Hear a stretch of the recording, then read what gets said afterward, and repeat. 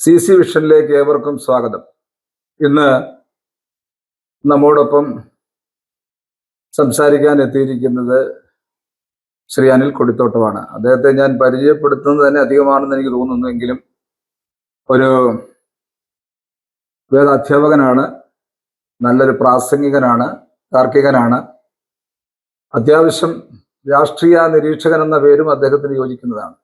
അങ്ങനെ എല്ലാ നിലയിലും സമൂഹത്തിന്റെ ഇടയിൽ വളരെ വ്യക്തിമുദ്ര പതിപ്പിച്ച ഒരു മാന്യ അദ്ദേഹമാണ് സുവിശേഷകൻ അനിൽ കൊടിത്തോട്ടം. അനിലെ, സ്വാഗതം. ഓക്കെ. നമ്മൾ ഇന്ന് ചർച്ച ചെയ്യാൻ ഉദ്ദേശിക്കുന്നത് ഒരു രാഷ്ട്രീയ ചർച്ച തന്നെയാണ്.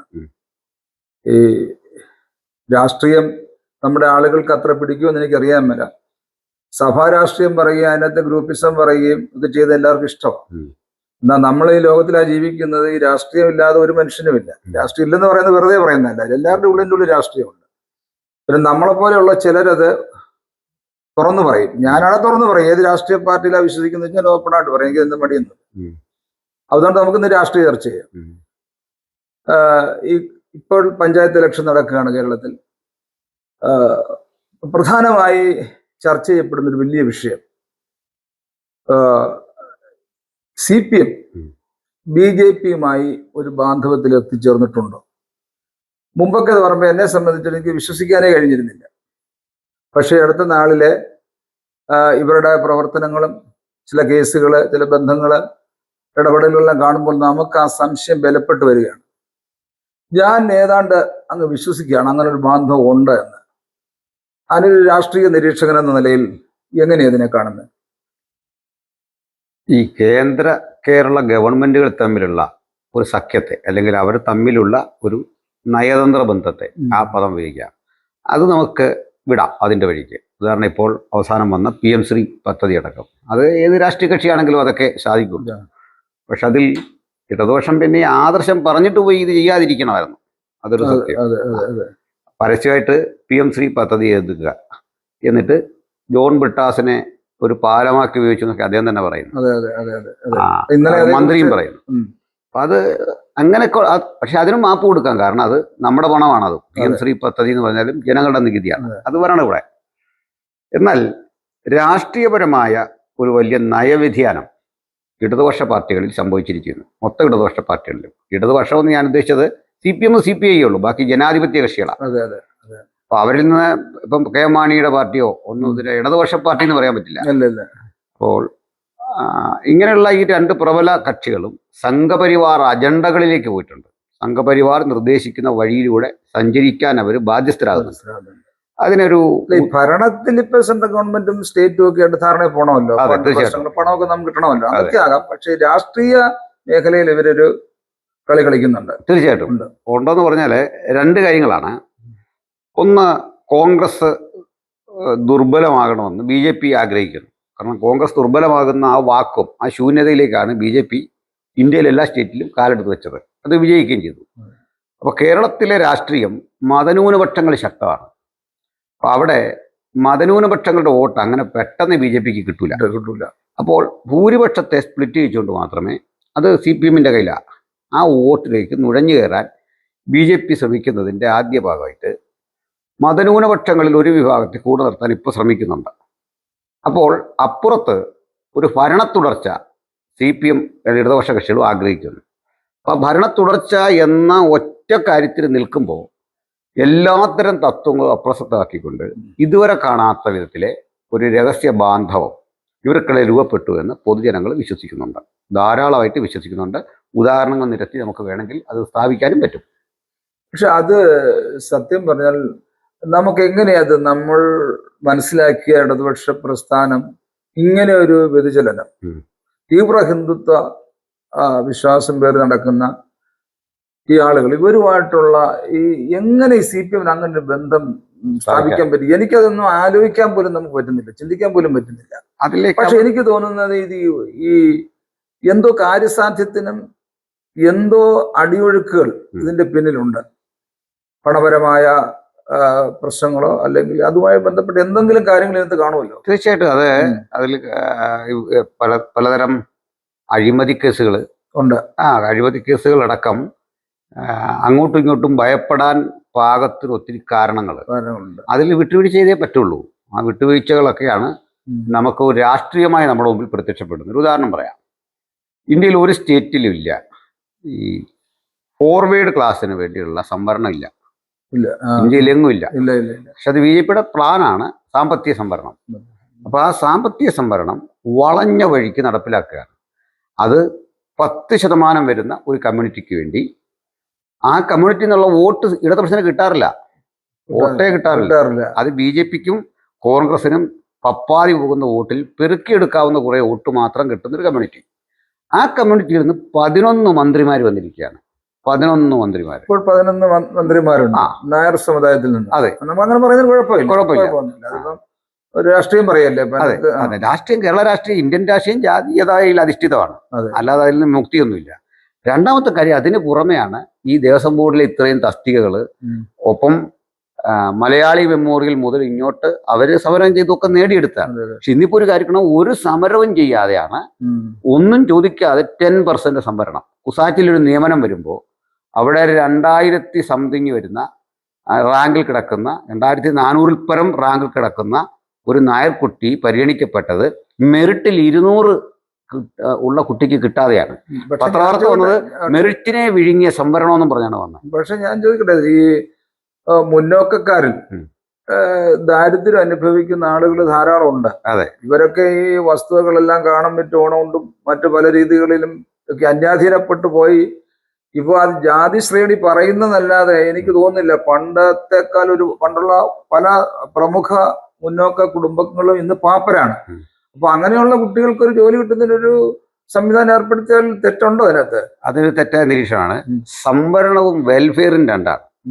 ഇല്ലായ്മക്കാരന് വെൽഫെയർ ആണ്, സംവരണം ഒരു റൈറ്റ് ആണ്, ഒരു അവകാശമാണ്. അതിന്റെ മാനദണ്ഡം തന്നെ വിവേചനമാണ്. സംവരണമല്ല അവർക്ക് കൊടുക്കേണ്ട, വെൽഫെയർ ആണ്. ഇല്ലാത്തവന് കൊടുക്കുക എന്നുള്ള വെൽഫെയർ.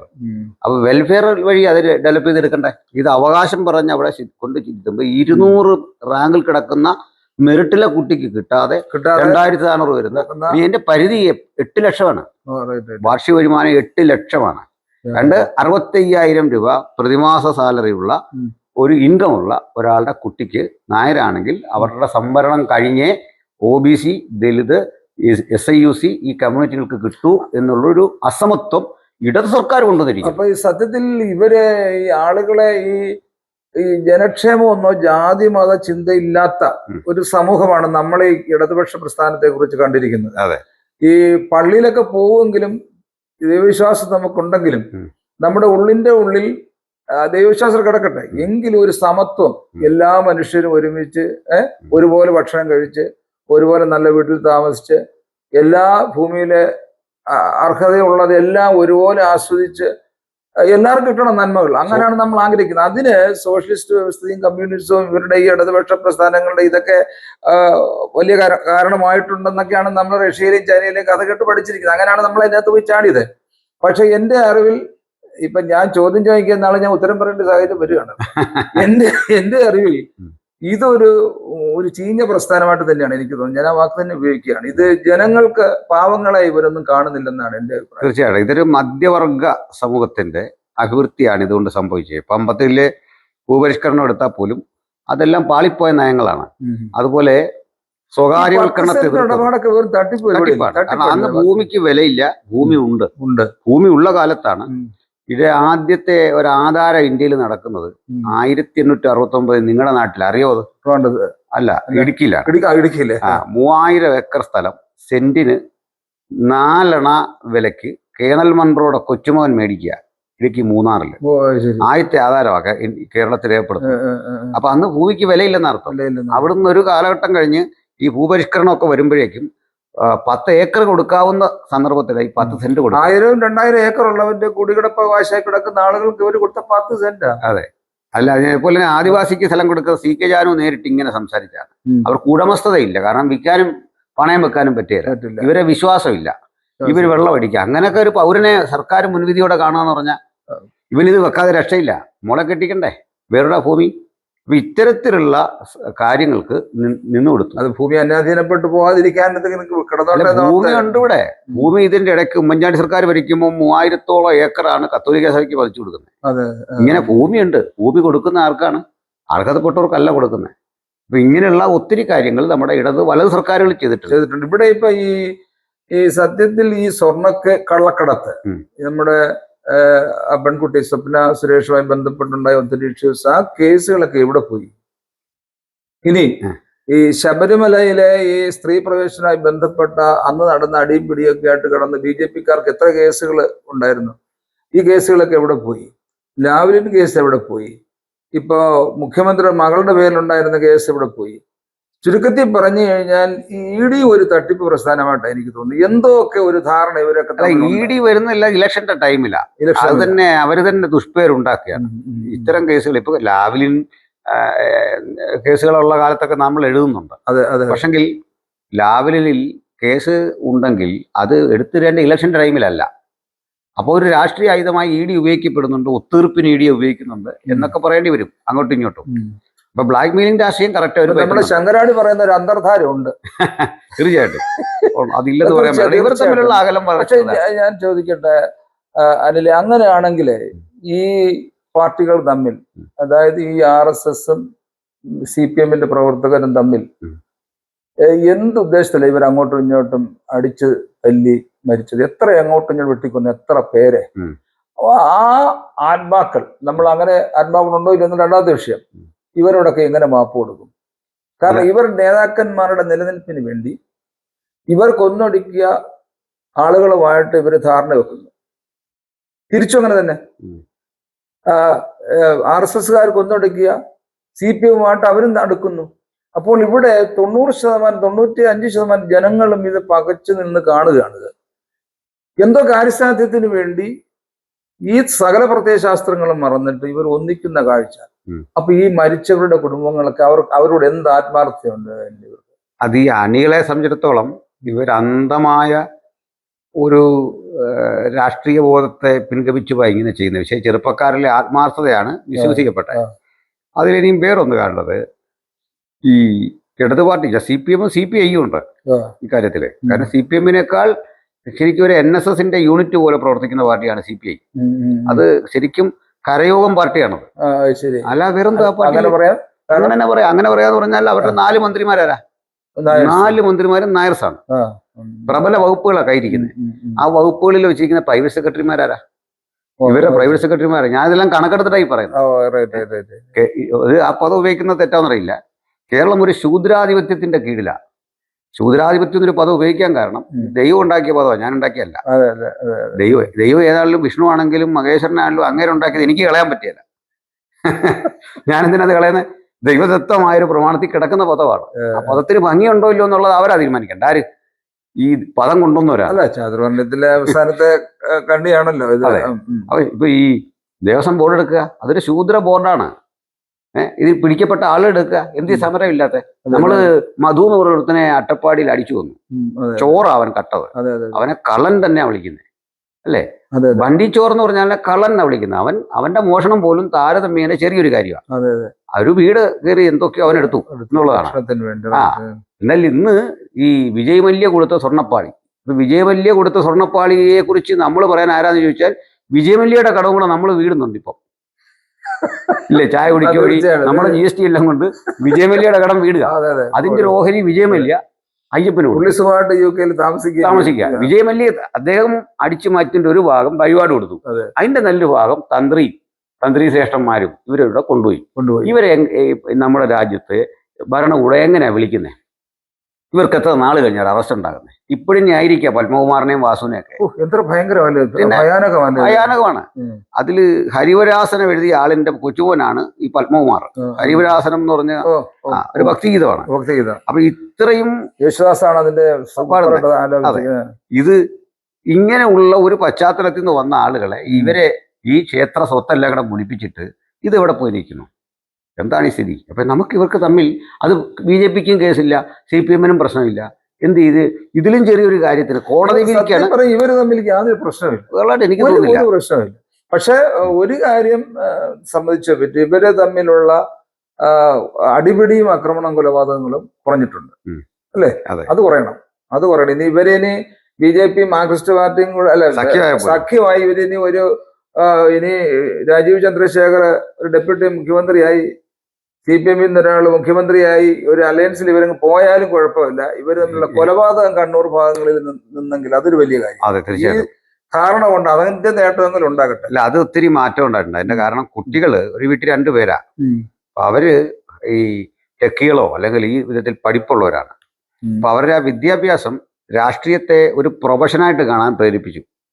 അതിനപ്പുറത്തോട്ട് അവർക്ക് താല്പര്യമില്ല വെട്ടിച്ചാകാനൊന്നും. ആ ഒരു ബോധം വന്നിട്ടുണ്ട്. പുതിയ തലമുറ വന്നു കഴിഞ്ഞപ്പോഴത്തേക്ക് മാറ്റം വന്നു. കാരണം എല്ലാ വിദ്യാഭ്യാസ യോഗ്യതയുള്ള കുഞ്ഞുങ്ങളായിട്ട് മാറി. ഒരു കരിയറാണ് രാഷ്ട്രീയം. ഇപ്പം ജോസ് കെ മാണിയുടെ മോന് KM മാണി ജൂനിയർ എന്നും പറഞ്ഞ് ലാൻഡ് ചെയ്തിട്ടുണ്ട് പതുക്കെ.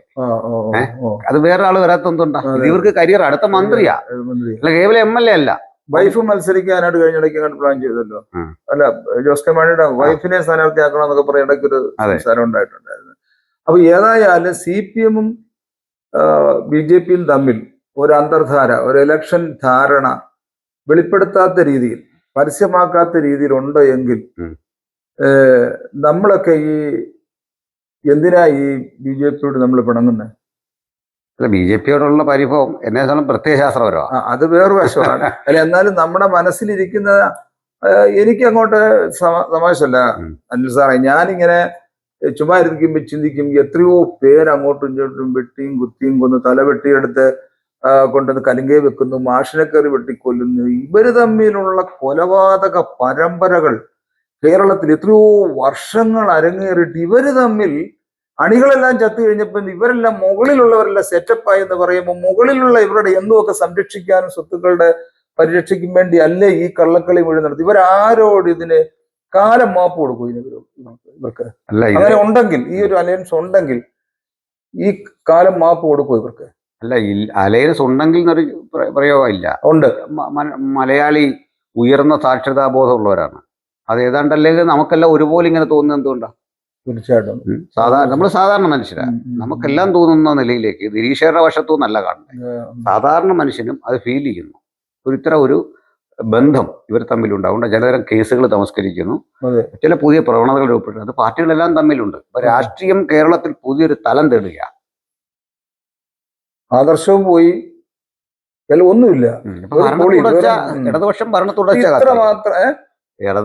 തുടർച്ച കാത്തിരിക്കുന്നു. BJP അവരൊരു പ്ലേസ് ഇവിടെ കണ്ടെത്താൻ. ഇത്ര അധപ്പതിച്ച് രാഷ്ട്രീയമായി, ധാർമ്മികമായി എല്ലാ നിലകളിലും രാഷ്ട്രീയ പാർട്ടിയുടെ പ്രത്യയശാസ്ത്രങ്ങളിൽ നിന്ന് പോലും അകന്ന് കള്ളന്മാരുടെ, കർത്താവ് പറഞ്ഞാൽ കള്ളന്മാരുടെ ഗുഹയാക്കി മാറ്റി കേരളത്തെ ഈ കഴിഞ്ഞ കുറെ വർഷങ്ങൾ കൊണ്ട്. ഇത് നമ്മളെപ്പോലുള്ള സാധാരണ ജനങ്ങൾ അനുഭവിക്കാൻ വിധിച്ചല്ലോ എന്ന് ഓർക്കുമ്പോഴെനിക്ക് സങ്കടം. ഇനി മറ്റൊരു കാര്യം കൂടെ നമ്മൾ ചർച്ച ചെയ്യാനുണ്ട്. ഇവര് രണ്ടുപേരുടെയും കൂടെ ഈ കൂട്ടുകെട്ട് ഭയത്തിൽ നിന്നുണ്ടാകുന്നതാണ് എന്റെ വിശ്വാസം. കാരണം കോൺഗ്രസ് ഏതായാലും അടുത്ത അസംബ്ലി ഇലക്ഷന് ഭരണത്തിൽ വരും. എനിക്കങ്ങനെ തോന്നുന്നില്ല. നിങ്ങൾക്ക് തോന്നണ്ട, നിങ്ങൾക്ക് അങ്ങനെ തോട്ടെ. നിങ്ങൾക്ക് അനിൽ സാർ അങ്ങനെ പറഞ്ഞു. നിരീക്ഷണം കിടക്കട്ടെ. കോൺഗ്രസ് നല്ല ദയനീയമായിരിക്കും ഏതാ ഈ തെരഞ്ഞെടുപ്പില്. കോൺഗ്രസിന് അടുത്ത പ്രാവശ്യം തീർച്ചയായിട്ടും ഒരു 100 സീറ്റ് ചരിത്രത്തിൽ ഇന്ന് വരെ ഉണ്ടാക്കാത്തതിലധികം സീറ്റുകൾ. കാരണം ഇവിടെ പരമാവധി കിട്ടിയിരിക്കുന്ന 100 സീറ്റാണ്. ഇടതിന് 100 കിട്ടിയിട്ടുണ്ട്, UDF-ന് 100 കിട്ടിയിട്ടുണ്ട്. ഇപ്രാവശ്യം 5 സീറ്റെങ്കിലും UDF കൂടി പിടിക്കുമെന്നാണ് എന്റെ വിശ്വാസം. ഇത് നമുക്ക് അങ്ങനെ നിൽക്കാം. നമ്മൾ തമ്മിൽ പറഞ്ഞ ഒരു ഇത് തെറ്റിപ്പോയി. സ്വരാജ് ജയിക്കുമെന്ന് പറഞ്ഞ ആളല്ല, പക്ഷെ ദയനീയമായി തോറ്റുപോയി. അപ്പം പിന്നെ അടുത്ത ബൈ ഇലക്ഷൻ അത് നമ്മൾ നോക്കണ്ട. ഏതായാലും ആരെങ്കിലും ജയിക്കുമോ നോക്കുകയോ ചെയ്യട്ടെ. നമുക്ക് രണ്ടുപേർക്കും 2 വഴിയെ സഞ്ചരിക്കാം. അപ്പൊ എനിക്കതിനകത്തുള്ള ഒരു ധാരണ, ഒരു സംശയം, ഈ കോൺഗ്രസ് തിരിച്ചു വരുമെന്നും ഇപ്പോഴത്തെ ഭരണം മോശമാണെന്നും ഒരു ധാരണ ഇവർക്ക് തന്നെ ഉണ്ട്. ഗോവിന്ദനും ഉണ്ട്, MV ഗോവിന്ദനും ഉണ്ട്. എല്ലാ CPM-ന്റെ ആളുകൾക്കും തിരിച്ചു വരുന്ന കാര്യത്തിൽ സംശയം അവർക്കുണ്ട്. പിന്നെ വരുന്ന കോൺഗ്രസ്സാണ്. കോൺഗ്രസ് ഇനി വന്നു കഴിഞ്ഞാൽ കമ്മ്യൂണിസ്റ്റ് ഇവിടെ ചിലപ്പോൾ വെച്ചുപിടിക്കുന്ന പ്രയാസമായിട്ട് വരും. ചിലപ്പോൾ സംശയമൊന്നുമില്ല, അങ്ങനെ വരും. പിന്നെ ഒരു ക്വാളിറ്റി ഉള്ളൊരു ലീഡറൊന്നും CPM-ൽ ഇല്ലിപ്പം. ആരാ ഉള്ള? ആരെങ്കിലും മുഖ്യമന്ത്രിയാകുമായിരിക്കും. അങ്ങനെ ഉള്ള ഒരു സാഹചര്യത്തിൽ കോൺഗ്രസ് പരാജയപ്പെട്ടു പോകേണ്ടത് CPM-ന്റെ ആവശ്യമാണ്, അല്ലേ? തീർച്ചയായിട്ടും. അല്ലെ? അങ്ങനെ ആ വിലയിരുത്തൽ എന്റെ അല്ല, കോൺഗ്രസ് കോൺഗ്രസ് പരാജയപ്പെട്ടു പോകേണ്ടത് CPM-ന്റെ ആവശ്യമാണ്. അതെ.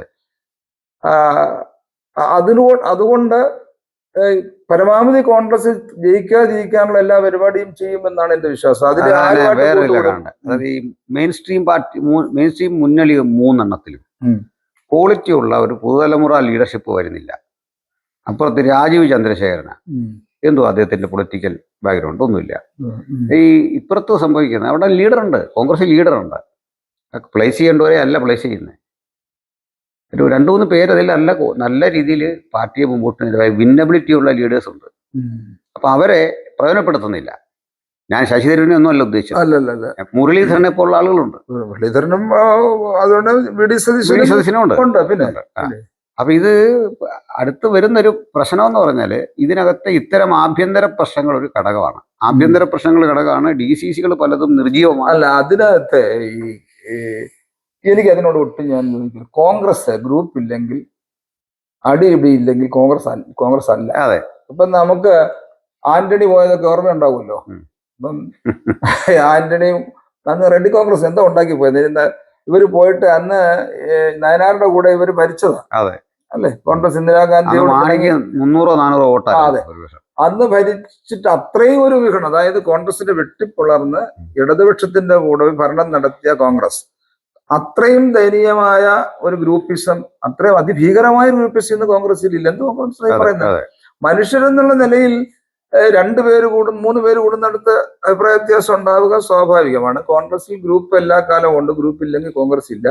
അതൊരു കോൺഗ്രസിന്റെ ഗ്രൂപ്പിസത്തിലൊന്നും ഞാൻ ലെവലേശം എനിക്ക്, കാരണം അങ്ങനാണത്. അത് മുകളിൽ നോക്കിയാൽ അങ്ങനെ തന്നെയാണ്. ഇന്ദിരാഗാന്ധിയുടെ കാലത്ത് തന്നെ നമുക്കറിയാം, നെഞ്ചലിംഗപ്പ കോൺഗ്രസ്, കാമരാജും ഒക്കെ കൂടി വേറെ കോൺഗ്രസ് ഉണ്ട്, സംഘടനാ കോൺഗ്രസ് ഉണ്ടാക്കി. അത് പിന്നെ ഇതെല്ലാം പൊല്ലാപ്പുണ്ടായ ഒരു കാലഘട്ടം അന്നുണ്ടായിരുന്നു, അടിയന്തരാവസ്ഥ കാലത്തും അതിന് മുമ്പും പിമ്പും ഒക്കെ ആയിട്ട്. അങ്ങനെ കോൺഗ്രസ് വലിയ പ്രതിസന്ധിയിലൂടെ കടന്നു പോയിട്ട് അങ്ങനെ ഒരു പ്രതിസന്ധി ഇല്ല ഇവിടെ. ഇതിൽ പിളർത്തിക്കൊണ്ട് AK ആന്റണി പോയി ഇടതുപക്ഷ പാളയത്തിലേക്ക് പകുതി കോൺഗ്രസ്സുകാർ എത്തിച്ച ആ ഒരു പ്രതിഭാസം ഇപ്പൊ ഇല്ലല്ലോ, അത്ര ഭയങ്കരമായിട്ടില്ലല്ലോ. അതില്ല. പക്ഷെ അതിനകത്തൊരു 3-ാം കക്ഷിയുടെ രംഗപ്രവേശമാണ് പ്രശ്നം. അതുകൊണ്ടാണ് ഞാൻ പറഞ്ഞത് 3-ാം കക്ഷി. അടുത്ത അതിലെന്താ കേരള രാഷ്ട്രീയത്തിന് സംഭവിച്ചത്? ഇസ്ലാം ക്രിസ്ത്യാനിറ്റി ആണ് കോൺഗ്രസിന്റെ ശക്തി. അപ്പൊ അതിലൊരു വിഭാഗത്തെ BJP പിടിച്ചു, ഓൾറെഡി പോക്കലിട്ടുണ്ട്. ക്രിസ്തീയ വിഭാഗത്തിലെ ഒരു പിന്നെ അങ്ങനെ തൃശ്ശൂർ തൃശ്ശൂർ ജയിച്ചതോ?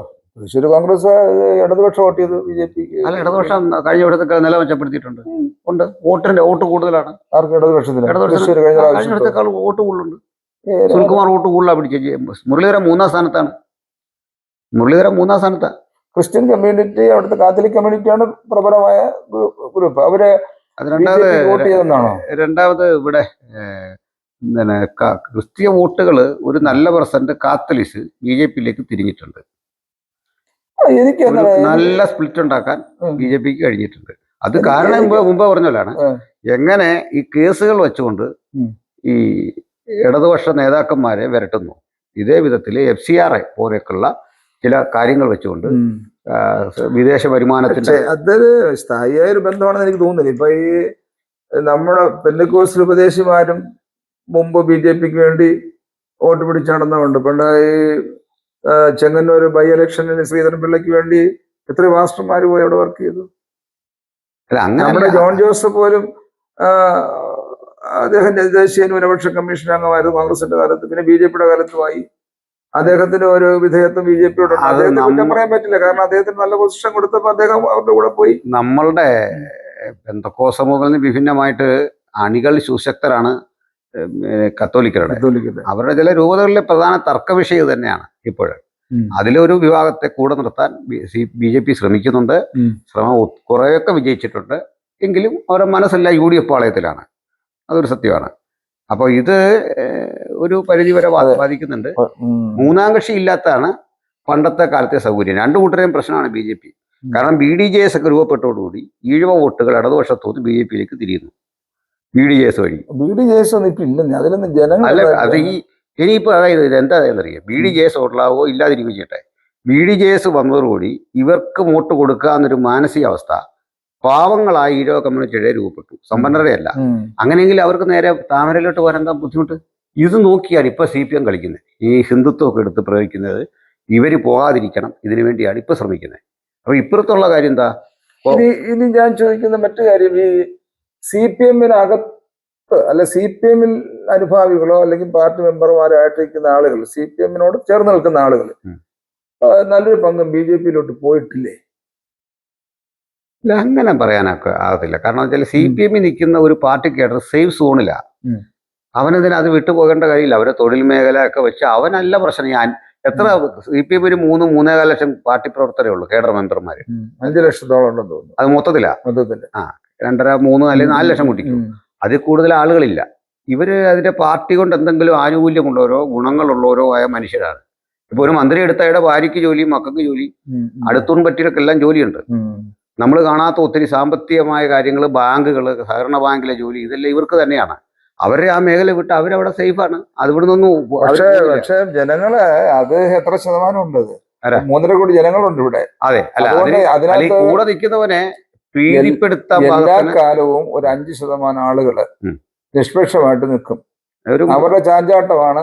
അതുകൊണ്ടാണ് 1.5 ലക്ഷം പോളിംഗ് നടക്കുമ്പോൾ 4,000-നും 5,000-നും ഒക്കെ ജയിച്ചു പോകുന്നൊക്കെ. അല്ല, അത് ഈ ആന്റി ഇൻകംബൻസി ഒരു യാഥാർത്ഥ്യമാണ്.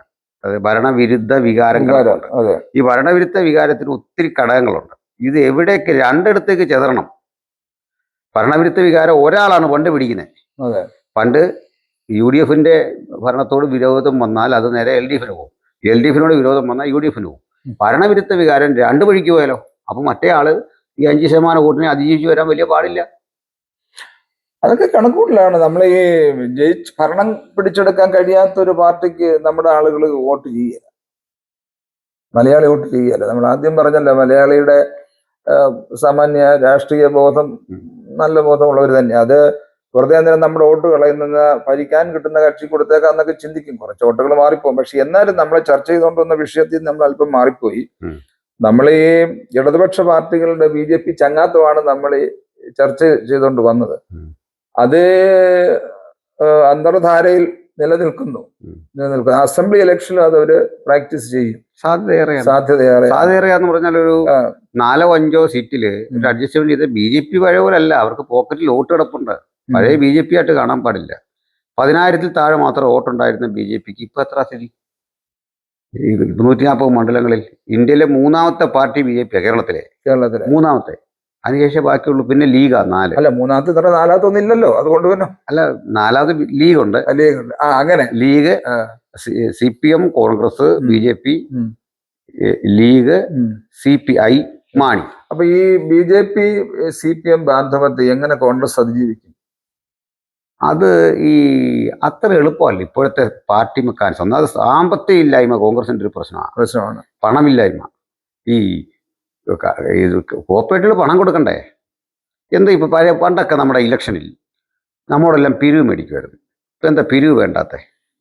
ഏതെങ്കിലും പാർട്ടി പിരിവിന് വരുന്നുണ്ടോ? ഇല്ല. അതെന്തുകൊണ്ട്? കോർപ്പറേറ്റുകൾ കാശ് കൊടുക്കും. കോർപ്പറേറ്റുകൾ ആ പൈസ കൊടുക്കും. കോർപ്പറേറ്റ് പൈസ കയ്യിലുള്ള പണം കയ്യിലുള്ളവർക്ക് നമ്മുടെ 10 രൂപ, 1000 രൂപ, 500 രൂപ ഒന്നും വേണ്ട. അപ്പൊ ഇതുപോലെ ഇപ്പോൾ കോൺഗ്രസ് നേരിടുന്ന പ്രശ്നം ഫണ്ടില്ല. കോൺഗ്രസിലെ ലീഡേഴ്സ് ഇഷ്ടം പോലെ ഉണ്ട്. കഴിവുള്ള ലീഡേഴ്സ് ധാരാളമുണ്ട്. CPM-ൽ അങ്ങനെ പറയുവാണെങ്കിൽ പുതുതലമുറയെ കുറെ പേരുണ്ട്. അല്ല, CPM-ൽ ഉണ്ടെന്ന് പറഞ്ഞ ഇപ്പൊ ഷൈലജ ടീച്ചർ ആയാലും AK ബാലൻ ആയാലും G സുധാകരന്, തോമസ് ഐസക് എന്നൊക്കെ പറഞ്ഞാൽ അവരെയൊക്കെ വെട്ടിനിരത്തിയില്ല. ഇനി അവരുടെ കഴിവുകൾ കാണാൻ CPM അതിന് കൊടുക്കേണ്ടി വരുന്ന വില വളരെയാണ്. കാരണം ഈ തോമസ് ഐസക്കിനെ പോലെ ഒരാളെ മാറ്റിയിട്ട് കൊണ്ടുവന്ന മനുഷ്യന്റെ ഇതൊക്കെ നമ്മൾ കണ്ടു. ഇത് കേരളം വലിയ കടക്കടിയിലേക്കാണ് പോകുന്നത്. അതൊക്കെ നൂർന്നു വരാൻ പാടാണ്. അനുഭവിക്കും. അതായത് ഇതില് മുഖ്യമന്ത്രി പിണറായി വിജയൻ ചെയ്തൊരു കാര്യം, എല്ലാം പുള്ളിയുടെ കയ്യിൽ അദ്ദേഹത്തിന്റെ കയ്യിൽ നിൽക്കണം. അതിനുവേണ്ടി ഒരു സ്കൂൾ മാഷും കുട്ടികളും പോലുള്ള ബന്ധമാണ്. BJP ബാന്ധവത്തിൽ CPM എത്തിച്ചേർന്നതിന്റെ 100% പുള്ളിക്ക് ഉത്തരവാദിത്തം. അല്ല, ഇത് അടുത്തത് ഈ മാണിയാശാൻ ഇവരെല്ലാം നല്ല രീതിയിൽ വകുപ്പ് കൈകാര്യം ചെയ്തതാ. പക്ഷെ ഇന്ന് അതൊക്കെ കൈകാര്യം ചെയ്യുന്ന അവരുടെ വിവരം എന്താ? മന്ത്രിമാരുടെ പേരുകൾ പോലും എല്ലാവർക്കും സംശയമാണ്. ഇതൊക്കെ ബാധിക്കും. എനിക്ക് ഏറ്റവും ഈ മിനിസ്ട്രിയില് നമുക്ക് ബുദ്ധിമുട്ട് തോന്നിയ ഒരു കാര്യം, ഇപ്പം നമ്മള് തുറന്നു പറഞ്ഞാൽ എനിക്ക് പാർട്ടിയായിട്ട് ബന്ധമൊന്നുമില്ല. പാർട്ടിയിൽ മെമ്പർഷിപ്പ് ഉണ്ടായിരുന്ന ആളാണ്, ലീവ് കൊടുത്തോണ്ടിരുന്ന ആളാണ് കുറച്ച് നാളത്തെ. അപ്പൊ അത് ബന്ധമൊന്നുമില്ല, ഉറപ്പണായിട്ട് പറയുകയാണ്. പക്ഷെ എന്നാലും AK ബാലൻ, ഈ G സുധാകരൻ, ഷൈലജ ടീച്ചർ, ഈ തോമസ് ഐസക്, ഇവരോടൊക്കെ നമുക്കൊരു ആരാധന മനോഭാവമുണ്ട്. ആരാധന മനോഭാവം ഒരു കഴിവുള്ള ആളുകളൊക്കെയാണ്. പ്രത്യേകിച്ച് ഈ ഷൈല ടീച്ചറിന്റെ കൊറോണ കാലത്തുണ്ടായ ചില ഇടപെടലുകളൊക്കെ വളരെ നമ്മുടെ ഓർമ്മയിലുണ്ടല്ലോ. വഴി കിടന്ന കുട്ടികളെയൊക്കെ മൈസൂരിൽ നിന്ന് വയനാട്ടിലേക്ക് വരുമ്പോൾ വഴിയിൽ കിടന്ന കുട്ടികളെയൊക്കെ രാത്രി കളക്ടറെ വിളിച്ച് എഴുന്നേൽപ്പിച്ച് വണ്ടിയൊക്കെ പറഞ്ഞുകൊണ്ട് അവരെ കൊണ്ടുവന്ന് അത് എല്ലാ നിലകളിലും കഴിവുള്ള ഒരു സ്ത്രീ തന്നെയാണ്. അവരെയൊക്കെ വെട്ടി നിരത്തിയിട്ട് ഒറ്റയാൻ മരണവുമായി അവസാനം ശത്രുക്കളെല്ലാം മിത്രങ്ങളാക്കുകയും ചെയ്തു, ആജീവനാന്ത ശത്രുക്കളെ. അതുകൊണ്ട് കുറച്ച് വഴക്കുമായി അടിയും കൊലപാതകവും നല്ല കാര്യം. ഇവരിലൊക്കെ ഇപ്പോഴും ഈ ഷൈല ടീച്ചർ ആണെങ്കിലും തോമസ് ഐസക് ആണെങ്കിലും ജി സുധാകരനാണെങ്കിലും ഇവരിലൊക്കെ ഇപ്പോഴും ഒരു രാഷ്ട്രീയ വ്യക്തിത്വം, ഒരു പോരാടാനുള്ള അംഗം, ഒരു അംഗത്തിലുള്ള ബാല്യമുണ്ട് ഇവരിപ്പോഴുള്ള ഈ വെച്ചിരിക്കുന്ന മന്ത്രിമാരെക്കാൾ അധികം. ഇല്ലേ, എനിക്ക് ഈ മന്ത്രിസഭയിലെ ഏറ്റവും ഇഷ്ടപ്പെട്ട ആളിന്റെ പേര് കേട്ടാ ചിരിയായി, ശിവൻകുട്ടിയാ. എനിക്ക് അദ്ദേഹത്തെ ഇഷ്ടം. കാരണം വേറൊന്നുമല്ല, അത് അങ്ങനെ ചിരിച്ചേണ്ട ആളല്ല. കാരണം അദ്ദേഹത്തിന്റെ വകുപ്പ് ഡീസന്റാ. അദ്ദേഹത്തിന്റെ പ്രസ്താവന ഒന്നും എടുക്കണ്ട. പ്രസ്താവന ഇപ്പോഴത്തെ രാഷ്ട്രീയക്കാരെല്ലാം ആരാ പണ്ഡിതോചായിട്ട് പ്രതികരിക്കുന്നത്? 50 രൂപയ്ക്ക് ഡീസൽ കിട്ടും, 50 രൂപയ്ക്ക് പെട്രോൾ കിട്ടുമെന്ന് ഒരാൾ ഒന്ന് പറയാ, പുറകെ ഒരുത്തം പറയാ അവിടെ വില കൂട്ടി, അപ്പൊ ഇവിടെ കുറഞ്ഞു, അന്തർദേശീയ വിപണി കൂട്ടിയത്രേ. ഇതാ ഇപ്പോഴത്തെ രാഷ്ട്രീയക്കാർ വായനയില്ല. ആ കൂടെ ഈ ഇദ്ദേഹത്തെ ശിവൻകുട്ടിയുടെ പ്രസ്താവനകളെല്ലാം എടുത്ത് മാറ്റിയിട്ട് അദ്ദേഹത്തിന്റെ വകുപ്പ് നോക്കുക. വിദ്യാഭ്യാസ വകുപ്പ് സമരമില്ലാതെയും പ്രശ്നമില്ലാതെയും പാഠപുസ്തകങ്ങൾ നേരത്തെ കൊടുത്തു. ഞാൻ അദ്ദേഹത്തെ ഏറ്റവും നല്ല മന്ത്രിയായിട്ട് കാണുന്നു. ബാക്കി എല്ലാം കൃത്യമായിട്ട് വരുന്നുണ്ട്. പിന്നെ രാജീവ് നല്ലതാണെന്ന് കേൾക്കുന്നു. നമ്മളെ നിരീക്ഷണ മേഖലയായിട്ട് വലിയ ബന്ധമില്ലാത്ത ആളാണ്. ബാക്കി മന്ത്രിമാരെ മൊത്തത്തിൽ എടുത്താൽ ഈ ആഭ്യന്തരമൊക്കെ വലിയ പരാജയമല്ലേ? പിന്നെ തീർച്ചയായിട്ടും അല്ല, കഴിഞ്ഞ തവണയും ഏറ്റവും പഴി കേട്ടത് മുഖ്യമന്ത്രിയുടെ ആഭ്യന്തരമാണ്. ഇത്തവണ അത് തന്നെ. അത് പിണറായി വിജയനെ പോലെ ഒരാളെന്ന് പ്രതീക്ഷിക്കുന്ന ആഭ്യന്തര വകുപ്പ് അല്ലിത്. ഈ ആഭ്യന്തര വകുപ്പിന് വില ഉണ്ടാക്കിയ ആളാണ് കോടിയേരി. ഈ സാധാരണ ജനങ്ങളെ പോലീസുകാർ സാറേന്ന് വിളിക്കാൻ തുടങ്ങിയതും ബഹുമാനിക്കാൻ തുടങ്ങിയതും കോടിയേരി ഇരിക്കുന്ന കാലത്താണ്. അപ്പൊ അവിടെ നിന്നൊക്കെ ഒരുപാട് ആനുകൂല്യങ്ങളൊക്കെ അദ്ദേഹം കൊടുത്തത്. പോലീസ് ഫോഴ്സിനെയൊക്കെ സത്യത്തിൽ ആവശ്യത്തിന് ശമ്പളവും സ്റ്റാഫിനെ കൊടുത്ത് അവരെ പവർഫുൾ ആയിട്ട് നിർത്തേണ്ടത് തന്നെയാണ്. പക്ഷെ ഇതൊരു 10 വർഷമായിട്ട് ഈ അന്യസംസ്ഥാന തൊഴിലാളികളാണ് DGP ഒക്കെ ആയിട്ട് വരുന്നത്. അതിഥി തൊഴിലാളികള് അത്തിരി ടീമുകളാണ്. അതിനകത്ത് ഇവര് ആ പേരും ഒക്കെ ഇട്ടില്ലേ. ഒരാൾ ഒരുത്തം വന്നിട്ട് ഏത്ത പിടിക്കുക കണ്ടിരുന്നത്, യതീഷ് ചന്ദ്ര, ഒരപ്പച്ചനെ.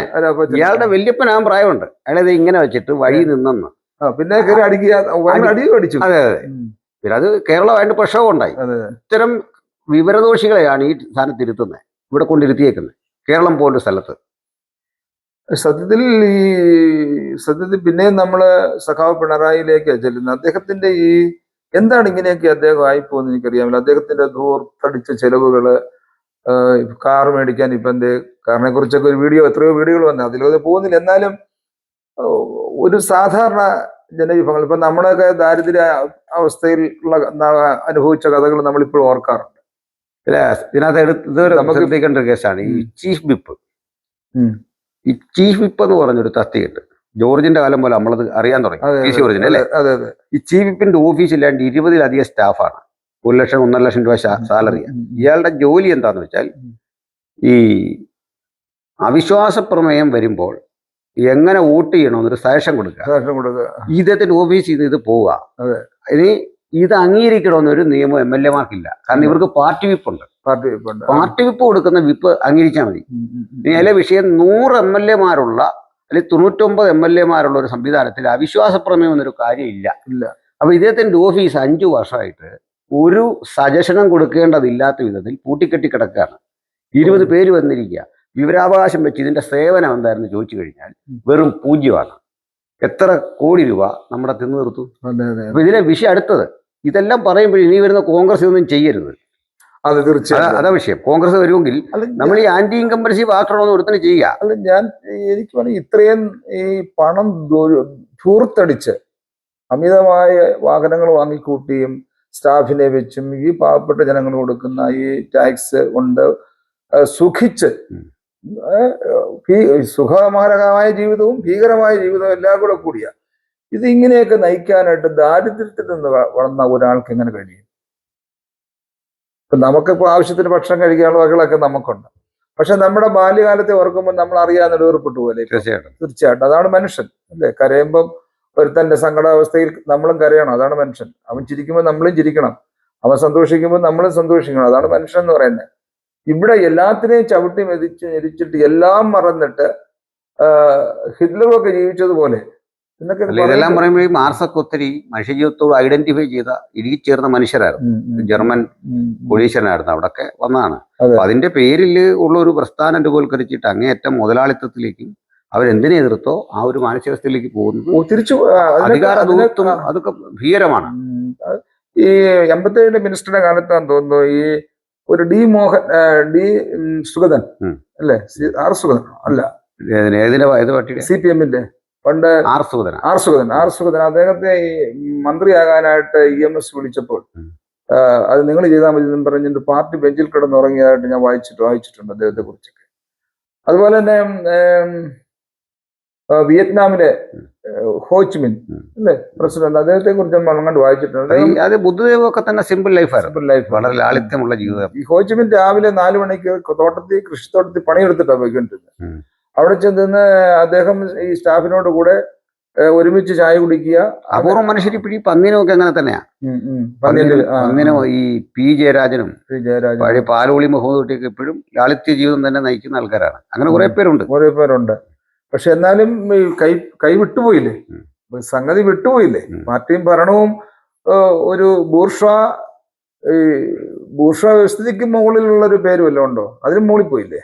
ഏതായാലും CPM-നോട് ONV ഒരിക്കലേ റഷ്യയിൽ പോയിട്ട് അവിടുത്തെ കാഴ്ചകൾ കണ്ടിട്ട് അന്ന് കമ്മ്യൂണിസത്തെ പ്രകീർത്തിച്ച് എഴുതുന്നുണ്ട്.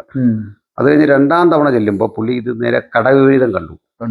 എന്നിട്ട് തിരിച്ച് ഇതാണ് റഷ്യയെങ്കിൽ, ഇതാണ് മാർക്സിസമെങ്കിൽ എനിക്ക് ഇതിനോട് സ്നേഹമില്ല എന്നൊക്കെ പറഞ്ഞൊരു ഭാഗമുണ്ട്. അതിൽ പോളിറ്റ് ബ്യൂറോ മെമ്പേഴ്സിന് വരാൻ പ്രത്യേക റോഡായിരുന്നു, അല്ലെങ്കിൽ നമുക്കൊന്നും വരാനൊക്കെയില്ല. ഇവരുടെ ആഡംബരവും ദൂർത്തും ഒക്കെ എടുത്തെഴുതുന്നുണ്ട്. അതിപ്പോ സ്റ്റാലിൻ കാണിച്ചതൊക്കെ നമുക്ക് അറിയാവുന്ന കാര്യങ്ങളല്ലേ. ഇവരെ ആൾക്കാർ എത്ര ലക്ഷങ്ങളാണ് കൊന്നു. പക്ഷെ ഇത് പറയുമ്പോഴും TN ജേക്കബ് നമ്മുടെ കേരളത്തിൽ നല്ലൊരു പാർലമെന്റേറിയൻ ആയിരുന്നല്ലോ അദ്ദേഹം. പാർട്ടി ചെറുതായിരുന്നെങ്കിലും അദ്ദേഹം വലിയ മനുഷ്യരായിരുന്നു. അദ്ദേഹം ചൈന സന്ദർശിച്ചിട്ട് വന്നിട്ട് ഈ ഒരു യാത്രാ വിവരണം മലയാള മനോരമ ആഴ്ചപ്പതിപ്പിൽ പണ്ട് എഴുതി എനിക്ക് വായിച്ചിട്ട് ഓർക്കുന്നുണ്ട്. ഞാൻ സെനറ്റ്സ് ഇപ്പോഴും ഓർക്കുന്നുണ്ട്. അങ്ങനെയൊക്കെയാണ് നമ്മൾ ഈ പാർട്ടിയോടങ്ങ് അടുത്ത് പോയത്. ചൈനയിൽ അദ്ദേഹം സഞ്ചരിച്ചിട്ട് ഒറ്റ ഭിക്ഷക്കാരന് വഴിയിലെങ്ങും കണ്ടില്ല, വഴിയിലെങ്ങും മൂടിപ്പതിച്ചു കിടക്കുന്ന ഒരു ദരിദ്രനെയും കണ്ടില്ല എന്ന് പറഞ്ഞത് താൻ എഴുതിയായിരുന്നു. ഇനി അത് ടൗൺ മാത്രമേ അദ്ദേഹം കണ്ടിട്ടുള്ളായിരിക്കും, പ്രദേശം കണ്ടിട്ടില്ലായിരിക്കും. എന്നാലും അതൊക്കെ ആ സ്റ്റേറ്റ്മെന്റ് ഒക്കെയാണ് നമ്മളോട് ഇതൊരു വലിയ പ്രസ്ഥാനമാണല്ലോ, പാവങ്ങൾക്ക് വേണ്ടി നിലകൊള്ളുന്ന ഒരു പ്രസ്ഥാനമാണല്ലോ എന്നൊരു തോന്നലുണ്ടായിട്ട് എല്ലാ മനുഷ്യരും അങ്ങനെയൊക്കെ തന്നെയാണ് പാർട്ടിക്കകത്ത് വന്നത് അല്ലേ. ദാരിദ്ര്യത്തിൽ ജീവിച്ചവരൊക്കെ തന്നെയാണ് കമ്മ്യൂണിസത്തെ കൂടുതൽ സ്വീകരിച്ചത്. പക്ഷെ ഇന്നത്തെ അതിന്റെ അവസ്ഥ അല്ലേ, തുടർച്ചയായി ഭരണം കിട്ടുക വഴി അത് കൂടുതൽ ദുർബലമാകും. ഇനി ഒരു ഭരണം കൂടെ കിട്ടിയാലാണ് ഇനി കിട്ടാൻ പോകുന്നില്ല. കിട്ടിക്കഴിഞ്ഞാൽ തീരും, ജനവും തീരും, എല്ലാവരും തീരും. അത് കിട്ടാതിരിക്കട്ടെ എന്ന് പ്രാർത്ഥിക്കുക തന്നെ വേണമെന്ന് എനിക്ക്. ഇനി ഒരു ഭരണം കിട്ടുന്നതാണ് കമ്മ്യൂണിസത്തിന്റെ തകർച്ച. അത് കമ്മ്യൂണിസം എന്ന് പറഞ്ഞാൽ പക്ഷെ അന്നേരത്തേക്കും കോൺഗ്രസ് കൂടെ കാണുകയല്ല. അതെ, ഇതിലൊരു പാർട്ടി കാണുള്ളൂ, കോൺഗ്രസിന്റെ കാര്യം. അതായത് ഒരു ചർച്ചയായിരുന്നു അവിടെ അല്ലേ. വലിയ പഠനാർഹമായ വിഷയമൊന്നും നമ്മൾ പറഞ്ഞില്ല. നമുക്ക് ഇലക്ഷൻ എടുക്കുമ്പോഴേക്ക് അന്നേരത്തെ ഒരു ട്രെൻഡ് ഉണ്ടല്ലോ, അത് വെച്ച് ഒന്നുകൂടി ഇരിക്കുക. അപ്പം തീർച്ചയായും പ്രഥമ റൗണ്ട് വിശകലനമാണ്. ഇപ്പോൾ CPM-ന് BJP-യുമായിട്ട് RSS-ഉമായിട്ടൊക്കെ ഒരു രഹസ്യ അജണ്ടയും ധാരണയൊക്കെ ഉണ്ട് എന്ന് തന്നെയാണ് പൊതുവെ ഇപ്പം നമ്മൾ വിശ്വസിക്കേണ്ടി വരുന്നത്. അങ്ങനെയെങ്കിൽ ആ പാർട്ടിക്ക് വേണ്ടി 2 കൂട്ടർ ചത്തടിങ്ങിയ വെട്ടി അങ്ങോട്ട് ചെന്നും കൊന്ന നൂറുകണക്കിന് ആളുകളുടെ ആത്മാവിനോട് എന്ത് ഇവർക്ക് പറയാൻ കഴിയും? ചരിത്രം ഇതെല്ലാം എന്തെങ്കിലും തിരുത്തി കുറിക്കിയതിന് മറുപടി കൊടുക്കുമെന്ന് നമുക്ക് ആശിക്കാം അല്ലേ. അതെ, താങ്ക് യു.